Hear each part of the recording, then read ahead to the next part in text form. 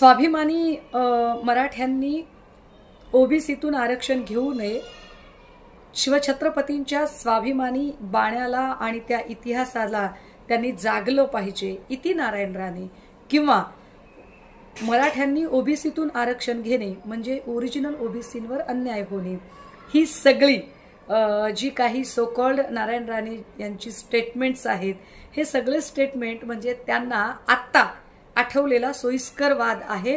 मुळात जर खरंच शिवछत्रपतींबद्दल नारायण राणेंना आस्था असती, अस्मिता वाटत असती, तर जेव्हा मंगलप्रभात लोढासारखा व्यक्ती किंवा प्रसाद लाड सारखी व्यक्ती शिवछत्रपतींबद्दल बोलत होती, किंवा राज्यपाल असणारे भगतसिंग कोश्यारी शिवछत्रपतींचा अपमान करत होते, तेव्हा त्यांनी आपलं तोंड उघडलं असतं, पण तेव्हा ते बोलले नाही। त्यांना ओबीसींच्या प्रश्नांचीही जाणीव असती तर त्यांनी इतक्या दिवसात काही विधायक भूमिका घेतली असती, ती गेल्या 9 महिन्यात त्यांनी ती भूमिका घेतलेली नाही। आणि त्यांना मराठा आरक्षणाबद्दल किंवा मराठ्यांबद्दलही जर आस्था असती तर त्याही संबंधाने त्यांनी आपली एक रचनात्मक मांडणी किंवा भूमिका म्हणून ज्या पद्धतीने बाबासाहेबांनी कलम 340 साठी राजीनामा दिला तसा त्यांनी स्वतःच्या पदाचा राजीनामाही दिला असता, पण यापैकी नारायण राणे काहीच करत नाहीत। कारण नारायण राणे यांना ना ओबीसींची फिकर आहे ना मराठ्यांची फिकर आहे, त्यांना फिकर आहे ती स्वतःच्या राज्यसभेच्या जागेची।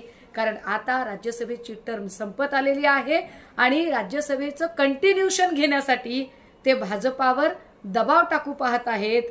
पण आमची विनंती असेल नारायण राणे यांना की तुम्हाला जर खासदार व्हायचे असेल तर तुमच्या धमक आहे तर तुम्ही निवडणुकांना सामोरे जा आणि वाटेल ती पदं मिळवा, परंतु फक्त आणि फक्त कधी भाजपाची भाटगिरी करून तर कधी जातींच्या अस्मितांचं राजकारण करत अशा पद्धतीने दुही निर्माण होईल अशी वक्तव्य थांबवा।